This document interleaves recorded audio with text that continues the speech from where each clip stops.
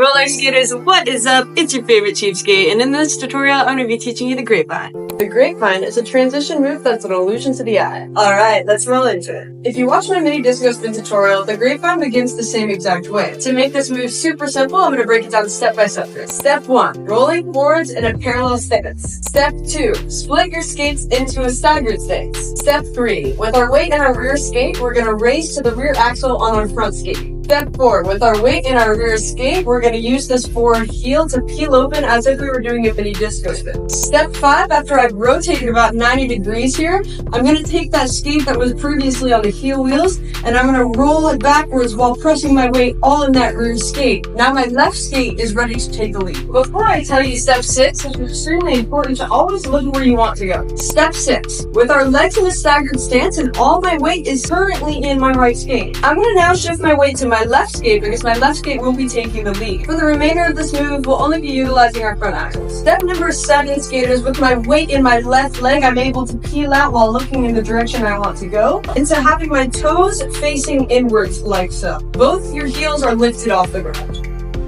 Step number 8, skaters, after I've turned in my toes and I'm up on my front axles here, I'm going to continue looking where I want to go, and I'm going to slightly shift my weight into my right skate because now this skate will be taking the lead, and I'm going to drive this skate towards the direction I'm going to restart the grapevine. Step number 9 is repeating to our starting position in which we can lift our heel to peel us around once again. The grapevine is an illusion where I'm actually only really driving with one skate at a time. This is what actually moves the grapevine across the floor. If my weight was perfectly in between my toes, I would go right into a toe spin. Where my weight is perfectly even, as you see me doing here, and this is what maintains a spin on the ground. Because a grapevine is a transition, we're only driving with one skate at a time. Weight's in the left skate, weight shifts to the right skate, weight shifts to the left skate, weight shifts to the right skate. In the right skate, then to the left, then back to the right, and then shift slightly to the left again to repeat. I'd like to additionally add that there are so many variations of the grapevine, such as only being on the toes or only being on the heels and so on. And if you guys would like to see more variations of this move, let me know in the comments. You ask, I deliver. If this tutorial helped you, don't forget to follow for more tutorials and transitions like this one.